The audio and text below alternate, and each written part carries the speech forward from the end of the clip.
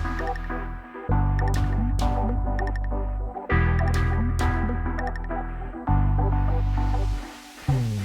do you do that? How do you figure out who you are? I'm going to tell you.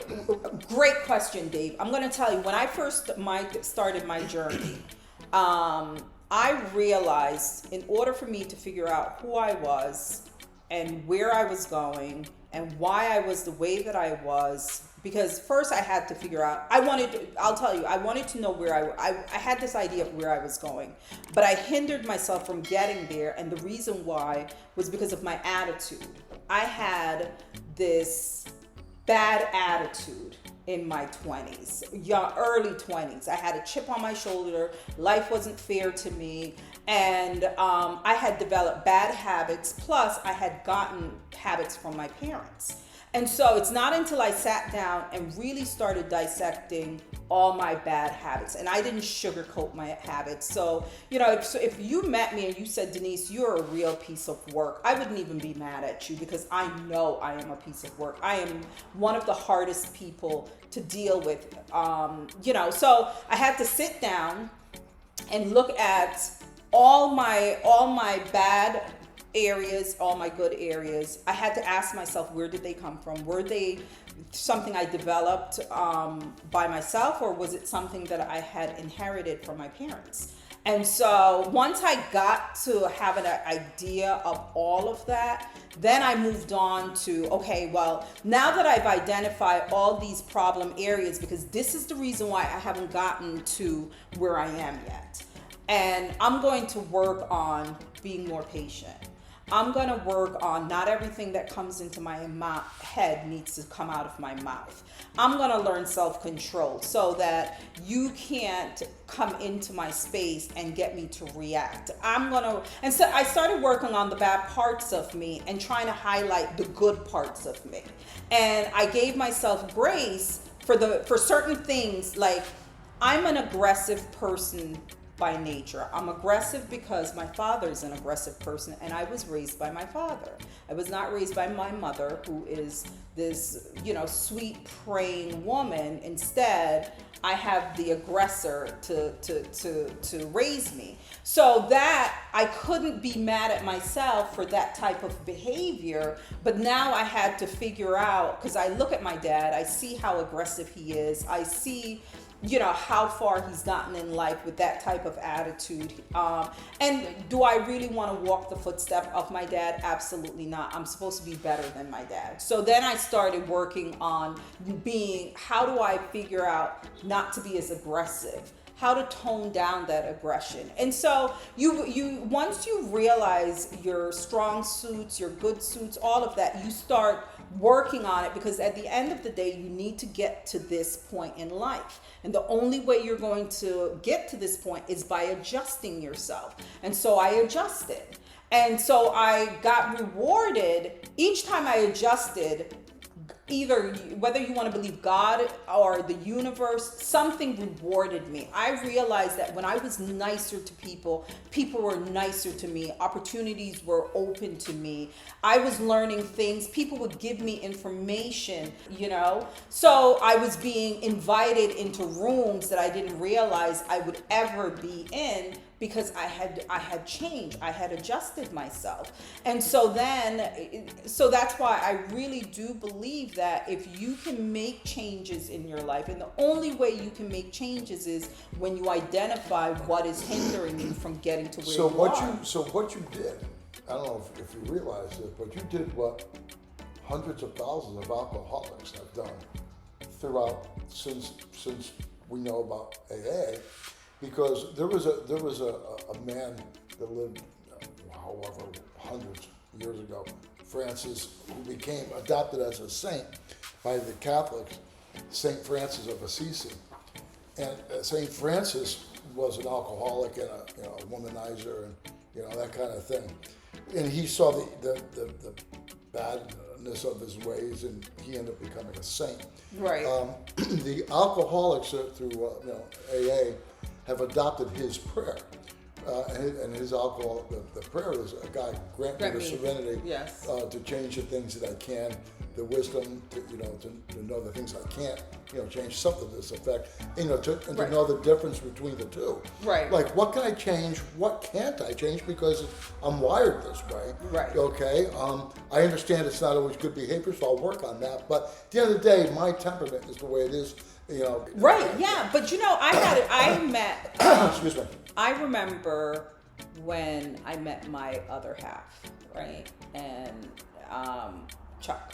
And he required certain things of me. And I at the time, I liked him enough where I wanted to adjust myself for him. He liked a feminine woman. And I remember I had a friend say to me, I wouldn't let a man, change me. And I'm like, but it's for better. He's not telling me anything negative. He's telling me something that, one, he's telling me what he likes about me. And if I like him, why wouldn't I? And also, I respect my relationship that if he says X, Y, and Z, so sometimes I think I'm like a person who I'm not like so hardened in my position that if you say to me, Denise, I don't like swearing. I love to curse. And if you say to me, Denise, I really don't like the cursing, I promise you I'm old enough now, and I've gone through the work on myself to understand that it's about respecting the next person's boundaries. So I'm going to curse as soon as I leave, and that doesn't change who I am. But while I am in your presence, I have enough respect for you that I'm going to say, okay, Dave doesn't like me cursing, and I'm going to fall back. It doesn't change that I curse a lot. It doesn't change. But when it comes to you and the interaction with you, it does change because there's respect there, right? I'm not going to say, well, Dave's got to learn to deal with it. Listen, when I was 20, I would have said to you, deal with it, Dave. You know how many times my wife, God bless her soul, she's been going 11 years. You know how many times I can hear her voice telling me, the things that were wrong that she was noticing, saying, you're your own worst enemy, or whatever it might be. I hear her words ringing through. She was right. Yes. I just didn't get it at the time. IQ, intelligence, I don't care. Sometimes, a lot of things, my father, God bless his soul, he was a very high IQ. He was a book smart type of guy. He was a designer, draftsman. He was, sometimes out there, with his thinking and stuff. Just coming, just to come down, come down to earth. My mother was the complete opposite, Opposites attract. But they balanced out. But again, it goes back to me hating school. But I mean, books. I'll read books like from cover to cover. Like, so it's not that you don't like learning. It's finding out who you are, and it takes a while to figure out. Again, like the prayer, who you are. The real wisdom is to know the difference.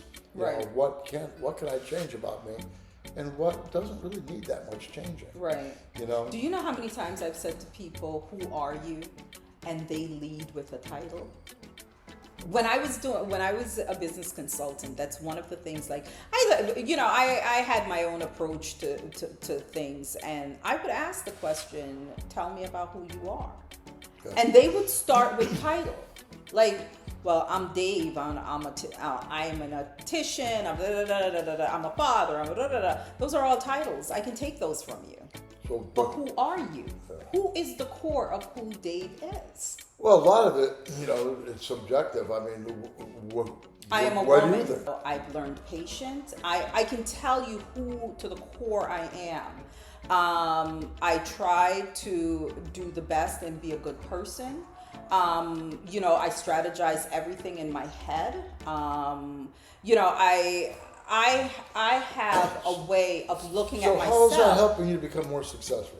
Because, so let me just, in order for me to be a good mother, I have to be compassionate. I have to be patient.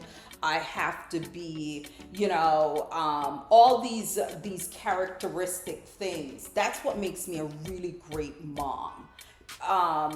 What makes me a good business person is the fact that when I sit down with a client, I can put myself in their shoes. I can have empathy for them. I can, so those are the things that makes the titles that I have enhance. Those are the things that enhance the titles that I hold. But that's not, those are titles. Tomorrow, if I lost my job tomorrow, I have no job. But who is the core of me? And that's one of the reasons why when you meet me, I have never, all the years, even when I was a young person, I hate titles. You're not going to put me in a box. I am not just a mother. I am a woman. I am a lover. I am a friend. I'm all these different things. And so this idea that I will allow people to put a title on me, because when you put a title on someone, you see them only as that title. So my children, when they look at me, don't just see a mother, they see a Black woman. And, I need them to know that, see me as a Black woman, because then they can understand my struggles in life.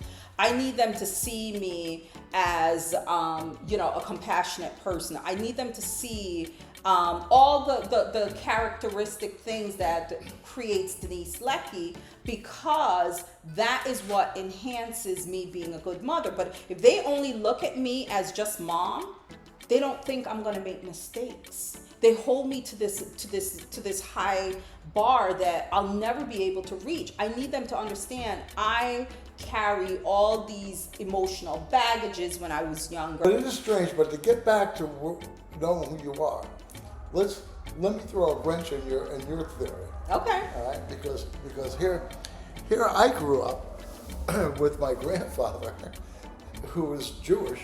Mm-hmm. Okay, so my grandfather marries a 100% Irish woman, Irene Casey, and the two of them raised my father and his siblings, Catholic, through respect of mom, because my grandfather wasn't that much into Judaism where it mattered to him. Right. He said, whatever, they raised him Catholic. He didn't care.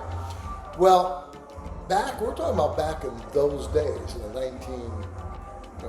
1920s and 30s and all, there was a big, it was a racism thing against being Jewish.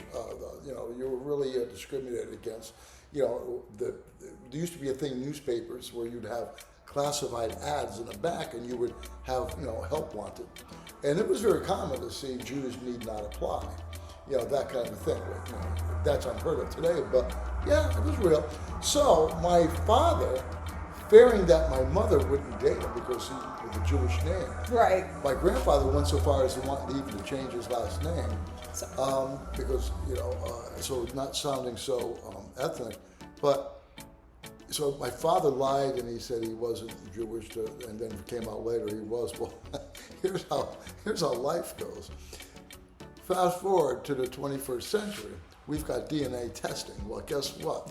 That's not my grandfather. That wasn't my father's father either. My poor father went spent his whole life denying that he was Jewish. Turns out he was 100% Irish. He's as white Irish Catholic as you could get. My father thought his whole life, he died thinking he was half Jewish, and apologized to people for having this problem, because in that time, his experience was Jews were not the most well-liked people. Now, so, I have a question. So he has brothers and sisters? Yes. Okay. Was he the only one who felt that way? I don't know. Because again, going back to the whole thing of sometimes without knowing. I don't know, but it turns out his brothers and sisters, his brother and his two sisters were half brothers and sisters now. They were Jewish. Right. And they didn't have that identity issue thing struggling where I don't know if they did. I never really got because then that would really, because I do believe that the core of who you are. The core of who you are. I thought I knew who I was.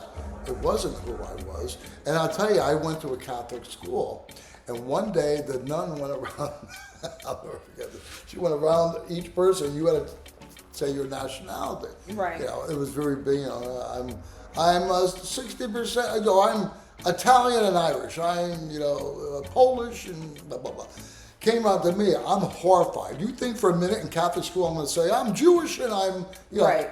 They'd be like, what? Right. It wasn't an option. Believe me, it was not me. It wasn't an option. Right. So I lied and I said I was Russian because it was a Russian Jewish name. So I figured I would, as much as we were in the Cold War at the time, I would rather identify Russian than Jewish. Really? Yeah. And again, that's not my personal feeling. It's just what I experienced. Right. I experienced a hatred toward the Jewish people. Right. And I experienced and it turns out that I'm 90% Irish and 10% Danish. But I got a taste of what it's like to be discriminated against. Oh yeah. And when I first came to this country, so it's all knowing who you are. It goes deeper than just who people are telling you are. Yeah, but your value system of how you were raised is really the core of who you are, right? Because if you were raised, I think, listen, regardless of, I think, where you were raised, whether it's, I was raised Jamaican, even though I lived in America, I was raised as a Jamaican kid in America. I got my ass whooped.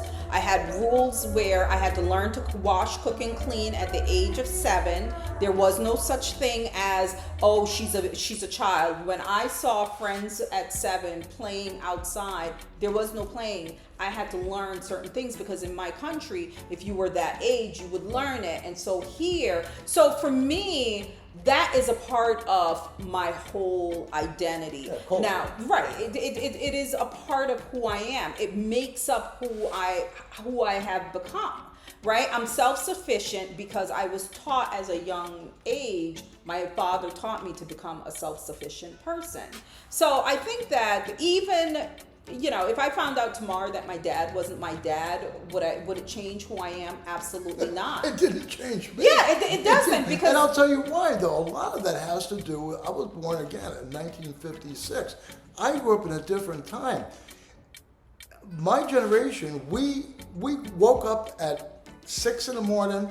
We were outside as long as we were home by the time the street lights came out. You've heard these funny little anecdotes. Well, they're real. No, I lived in those There were no areas cell phones. at the time. Our parents had no idea what we were doing. Right. We were stealing plywood, building forts in the swamp. We had all kinds of things. I don't even know what goes on with these kids today with their games and things. But a lot of that has to do with who you are. So my generation, my point is that we're so used to self-surviving. Mm-hmm. We knew how to self-survive. We were going out building our own homes. I had my own real estate when I was 8 years old out in the swamp because we built our we had everything in there. We had our snack cabinets in there. We had our magazines. That was our little houses. We've always had our little houses. Right, right. But it just goes to show you that I don't know how that comes into play today with younger people. I'm going to tell you. That I can tell you. I think that for young people, one of the reasons why they'll struggle with who they are is they were raised by social media. Yeah, I don't want to. They were raised by different characters in their life. Like, my children was raised solely by me. The school system had nothing to do with their upbringing, their value system, or anything. The only thing I would allow the school system to do for my children was teach them ABC 1, 2, 3. But I raised my children and then I groomed them the way I wanted. That's it. Our teachers would beat them. No, but that's it. There are people who actually believe that teachers are there to kind of somehow guide your children. No, I don't want, there is a lot of things in the school system that I don't believe in. No, you do have a choice. No, because what's happened is, again, what I'm seeing, parents drop these kids off, and it's like, here, raise But that's my lazy. kid. But that's lazy. But are they really? But that's lazy Our parenting. teachers didn't raise us. No. They were strict, and we had certain rules to go Right, by. you We had to followed do the this rules stuff. in school. So we kind of feared them as the, Right. they were the supreme ruler there. Right. Okay, when we were in school, they were like mom and dad. But no, not like today. I believe it's different today between social media, the computers, and it's like, here's my kid. Raise them What and kind of- send them back home afterwards. Not only that, Yeah. but what kind of after-school programs do you have to put them in? Because I don't get home till 6 o'clock, and someone's got to raise my kid between 2:15 or 3:15 and 6 o'clock. Right. So what are the programs you got? So now you see the kid. I don't know, the kid probably eats in the living room. So do you ever see the kid? No, And yeah. what kind of values does that kid have? So I think the fact that we had no computers, half the time we didn't have a TV because we had an antenna up on the roof, and that thing broke. Forget about it. We didn't have TV sometimes for like 8, 9 months, a year at one time, black and white. So what else did we do? Well, we had to do homework, and we had encyclopedias. We were lucky. We had encyclopedias. Otherwise, you went down to the library.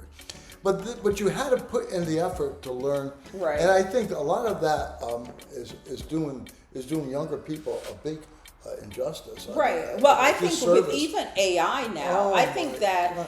you Although know, AI is great in a lot of ways, if you want to build a business or something, you can incorporate it. It's a good tool, but right. it's not but meant to people are raise you. using it. But people are using it because kids For nowadays, I psychology. feel like they have no imagination. Well, they're going there for psychological help. They're going, I feel like I want to commit suicide. What should I do? Or whatever. They're using AI as someone to raise them. Like, I'm hurt. What do I do, AI? Oh, well, statistics show you should do this. So this is crazy stuff to me. I have a hard time wrapping my head around that there's something that's not real, that's guiding you in a real world. This is real time that we're in, and we're finding out, I think we're losing the shock of taking someone's life, number one. Right. It's not a big deal to be a felon really anymore. When I was a kid, holy cow, if you were a felon, you were washed up. It's not a big deal anymore. You go get a couple attorneys, whatever. Well, I've had a few felons. I'm good now. It's Right. good. It doesn't really seem to matter. Look around you and tell me, have you heard of any felons in high places? There's a few around, and it's okay to be an offender of this, that, and the other thing. It depends on who you are or whatever. It's showing younger people it's not that big of a deal to Right. break the law. You can get around it. We know you can get around the law. Right. If you don't like it, But here's don't the problem. obey that law. Half of us, but here's the problem. Majority of us will not be that rich that we will be able to have the luxury of getting away with certain things. Yeah. So that's why I think that we have done the younger generation. Like, the younger generation has no coping skills. Like, do you know the first time my children heard no, it was out of my mouth. It was not out of a stranger's mouth. The first time, listen, I tell people all the time, my son, when he was like 5 years old, wanted to be on a basketball team. He's always been a really tall kid. And I was like, okay, good. My baby showed interest in basketball. Let me take my baby down to the basketball court. I saw my baby dribble a ball and I pulled him off the court immediately. Nobody had to tell me that my baby was not. And I pulled him off and I said to him, Christian, sports is not going to be for you, buddy. You're going to have to be a smart boy. And we started going to the library instead of the basketball court because my son Well, you can't. supported him. Yeah. Yes, but I wasn't the mother that was going to say, "Oh, let's keep at it. Let's keep at it." I saw the potential that Well, you were not going to Some dribble that kids- ball. Some kids grew up with that mother. But that just keep pushing and pushing and pushing and pushing, and That mother raised somebody. So some Listen. kids have that mother, and they have these horrible people that raise them. Does that mean that you're doomed? Probably No, not. no, Probably not, no. because I'll tell you why. Because if you're selective, and if you put it out there and pray about it and say, listen, I'm tired of the nonsense that I'm putting up with at work. I'm tired of people in general. I just don't like people anymore. It's crazy. I'm putting this stuff out there. God, put me in a place where I need to be, where I can help others as well as myself. And guess what? You're going to start seeing people come along and go, yeah, I wonder if that would be good for me. let me look at, now that doesn't look good. But you got to start But looking. you gotta be able to But you have to be identify aware. it. So awareness, so now we know you have to have ambition, Right. you have to have goals, and you have to be aware. Right. So you've got to be aware of what is going on. What's life all about? Am I destined to live in the ghetto all my life and struggle? No. How do I get out? Well, here comes the part. You got to put some effort into it. Number one, you're listening to us.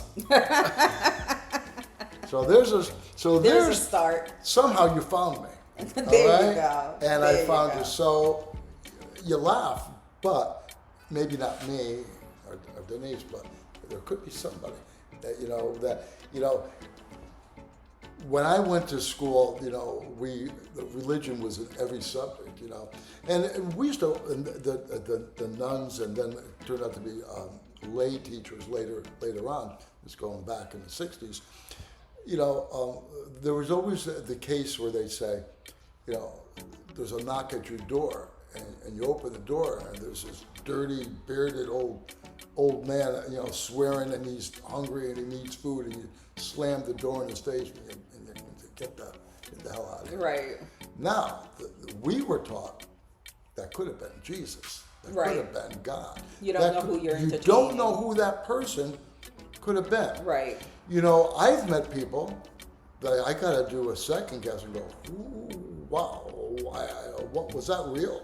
Right. That person's gone. Did anybody else see that happen? Right. There's been some things that have happened, and we've all had them. Well, don't second guess it. What might seem like a very mysterious and not real. There's a lot of things we're not meant to understand. Right. Miracles happen every day. Absolutely. When the Catholics or whomever they might be talk about miracles and God always answers, well, God does answer. But it's up to you to realize which door that it's behind. And how do you get that smart? It's through meditating, it's through praying. And praying could be any form you want it to be. Right. But I think when you settle yourself down and you look at yourself as who you are, Right. you understand who you are, you have ambition, Right. and you put it out into the universe, watch what happens. Right. Watch what happens. We've all got stories, I mean, I owned a home I was able to buy a house very early on in life. I was probably 25 or 6, got married at 23. Baby. Yeah, I was able to buy a house. That was it was inbred in me to, own a home. I got married at 23. Right away, I had to own a home. Well, I found a program, and I was able to do that. And I worked a lot of overtime. And between my wife and I, we bought a little 2-bedroom bungalow, here in Connecticut. And I lived there for 30-something years. And as life would have it, life always has twists and turns, and I'm predestined being 90% Irish and 10% Danish, like a good Viking. I'm alcoholic as well, just like my real grandfather, and not the one I thought was. He turned out to be alcoholic as well. We found out. So, my wife got sick and passed of cancer, and that's when my life took another turn. I went from drinking beer to handles of vodka, to cope with that. So, we all cope in other ways, and guess what? It works until it doesn't. And it worked, and it got me through some difficult times, but it didn't really. I left Connecticut when she passed. I got rid of the house. I wanted that done. That was her house, let's face it. That was our dreams, and and I got rid of that, not thinking straight, because we got that going on too. Going to go down to Virginia, I'm back and forth. Finally, somebody in my family had the common sense to put me someplace, right, and say, you need healing here, right? And thank goodness I went into a rehab thing, and a few nights later, and some real strong medicine, I checked myself out, and then what happened is weirdest thing happened. I'm sitting at my daughter's house. I don't have a house. I'm living out of my truck. Literally, I had a Ford Expedition. My clothes were hanging up on little hooks because I'm back and forth from Virginia to Connecticut, not knowing what I'm doing anymore. I'm drinking, driving down there, driving back all over the place. I'm in a fog. I'm going to kill myself or somebody for sure. Somebody finally put me into a place, and thank goodness, because I wanted help. I was just I wouldn't ask, for help. So I got it. So immediately I got a phone call from an optical place and said, "We haven't heard from you. We wanted to, when can you start this job?" And I said, "Dave," I said to myself, "you better start right now with fessing up." I said, "Well, listen, I was away for a little bit. I had a little problem with alcohol." The gentleman says to me, "Don't worry about it. Life happens. Can you start 2 weeks from Monday? Would you be better then?" I'm like, "Are you kidding me? I've got a job?" See, opportunity came. That's what I'm talking about. So I picked up the phone, and instead of going, "I can't do a job, I'm recovered." No, I put my pants on, and I started doing this job. And I said, "This is me not drinking now." It was a struggle. I'm like, okay, but I was never a social guy hanging out at bars. I was a drinking at home guy. So anyway, what happened is that job didn't work out well, and in this business I was recruited to another place, which I got fired from. I don't even drink anymore. And she fired me because I wouldn't go along with the corporate thought, view or whatever. So then I had seen this ad in the paper, and it kept saying, to apply, a great working place. So I went to apply for this, and the first question from this place was, "Why are you making a career move now?" And I'm like, I'm not going to tell this person about me because I overthink everything. I just got fired from a job, so I need a job. I'm alcoholic, and yeah, they're going to hire me. So I said, "What do I got to lose?" And it turns out it was her. It was you, and it was your place. And I went down there, and I talked to this gal who called me on the phone, and I interviewed with this gal there, and my boss. Well, she wasn't, but she was hiding in the back somewhere because she was tired of people like me coming in. So I talked to this other gal, and I guess I made her smile. And turns out, again, from putting it out there, guess where I was? Not only I have no idea who she was. I didn't even like Denise when I first met her. So what He's happened, lying. He the likes doctor me. who owned the practice, I remember from years ago, and he remembered me. He goes, "Dave, I remember you, doctor. How you doing?" And he goes, "I remember when I would come into that place where you worked years ago, you were always happy. Everybody was laughing and smiling. You all were having a good time." I said, "Yeah, we did have a good time there." And we started laughing, and they hired me over at this place. So working there, talking, after a while, I got to know Denise, and I'm renting in Bridgeport from another eye doctor that owns a couple houses, and I'm renting, there. And she goes, "Why don't you buy a house?" I said, "I can't buy a house." And she goes, "Why can't you buy a house?" I said, "Because I had a foreclosure and this and that when my wife passed." And she goes, "Well, there's all these different programs, and how many years has it been?" I said, "Well, it has been a while, and I think it might be, well, let's try these different programs." So I applied for this mortgage, and the bank goes, "Well, you're telling me you had a foreclosure." He didn't. He's looking, he goes, "There's nothing on this report about a foreclosure, but if you're telling me you had a foreclosure, there's no way you're getting a mortgage from me." And I'm going, "Well, I was drunk. I don't remember. It was a quick sale. It wasn't a foreclosure. There's a big difference between a quick sale and a foreclosure. All I knew is I got rid of the house real fast. Somebody bought it real cheap, and I was out." So that's all I remember.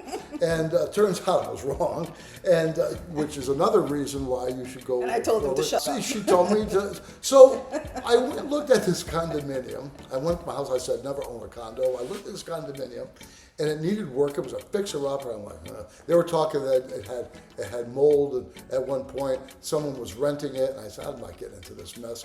Well, it turns out I started thinking about it. The location seemed nice.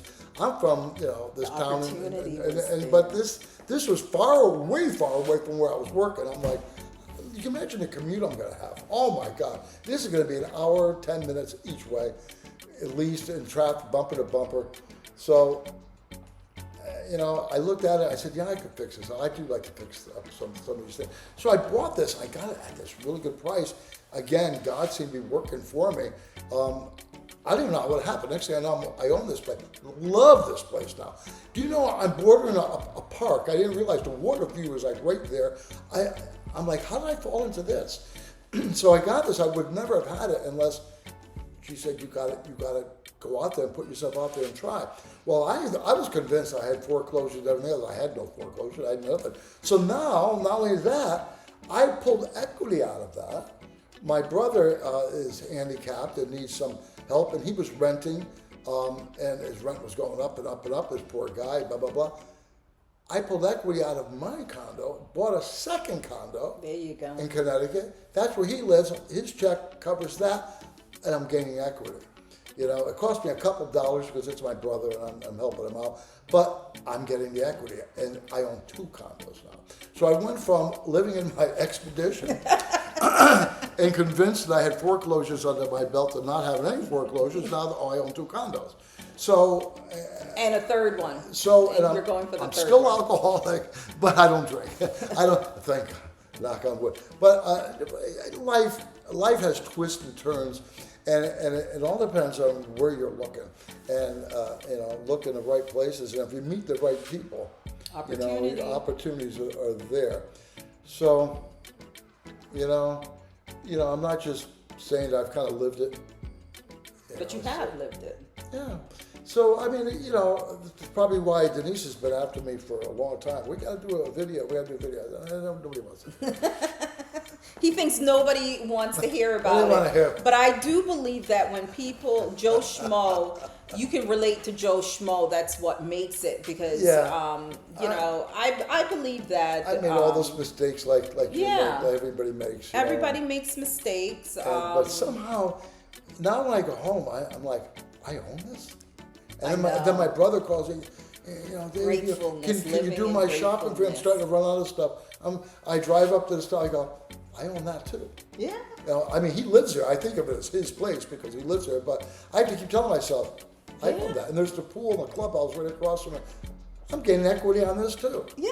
I got that for a decent price. Now the price is going up again, but still I'm looking. I'm thinking, well now, because I had back surgery, I'm thinking my condo has 2 bedrooms and a bath upstairs.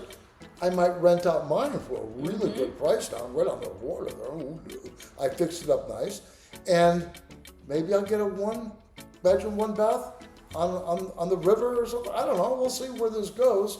I'm going to get rich with Denise. But the once I get rich, I'll buy my third house. Your third house. I was a realtor too, so that helps a little bit. You got to look for the potential in places. Yes. And think out of the box. So we're in Connecticut. I grew up in a town, Stratford, which is in Fairfield County, which is a rich county in Connecticut, in southern Connecticut. I can't afford Stratford anymore. The prices went up. That's where I grew up and went to school in Stratford and everything else. So now I'm in New Haven.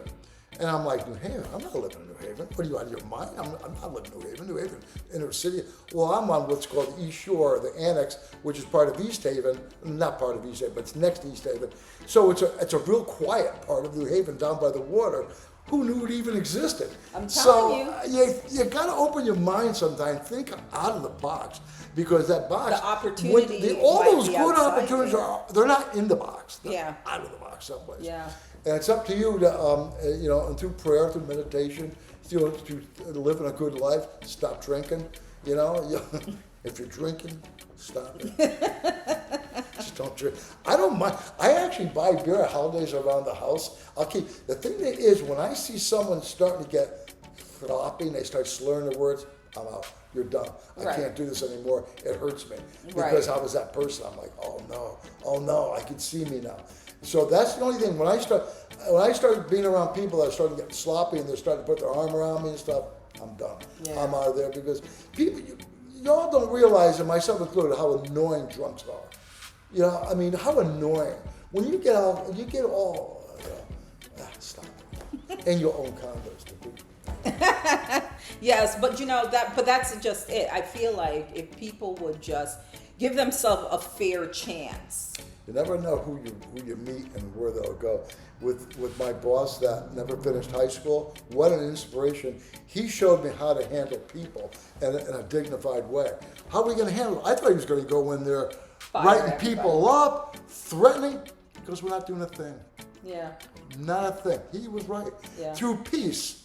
This guy, Yes. he won the war through peace. Can I tell you that What a in this peaceful man that he day is. and age, I'm telling you, I am at a peace. I have a peace with me. Like, I feel like you can't disturb my peace even if you try, Dave. I mean, like, you know, we are done. You can't get me to be reactive. You can't get me to, if I'm not in a bad mood, you can't get me in a bad mood. I tell people I'm a fake Jamaican. Well, I don't smoke. Right, I don't smoke weed. I'm allergic to the sun, and I can't swim. And so you gotta ask yourself. You were born on the island. And I was born and raised in Jamaica. You were a pot smoking on an island, Yeah, surrounded by water, and you can't smoke. I don't smoke weed, and I can't and you go out in the swim. sun. And I can't go out in the sun. If I go out in the sun, I get hurt you. yeah. So I am like the fakest Jamaican. But the thing is, for me, addiction runs in my family, and so to some degree, I'm an extremist because I was never that kid that ever tried alcohol because I always feared. I self-medicated as well. Yeah, but I feared that I would be the schmuck that got it, right? I would become that. You would if it runs in your family. It does. I mean, it runs in my family on both sides. I mean, I could say to people I'm doomed, but that's not right because at the end of the day, it's my decision. Right. Like I could go out.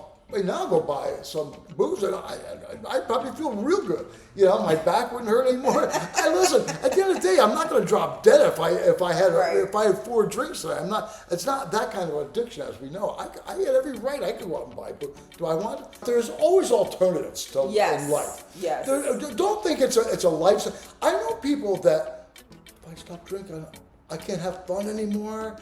All the Christmas parties, it's going to be horrible. Oh, I don't want to do. You don't know how many times I've heard this from people about how their life is going to be horrible, that they're not allowed to drink. What do you mean not allowed to?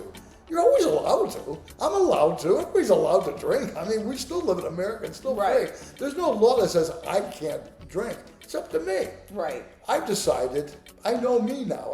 I've decided, Dave, you're probably better off. You're probably better off not drinking.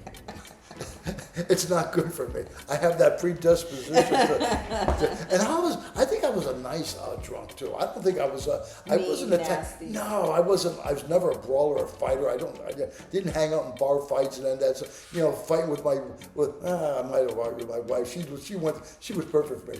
She was probably a enabler. She loved you enough. Poor guy. Anyways, that is the end of our video. So yeah, and then we're going to the next video we're going to do is talk about our transition to our new building.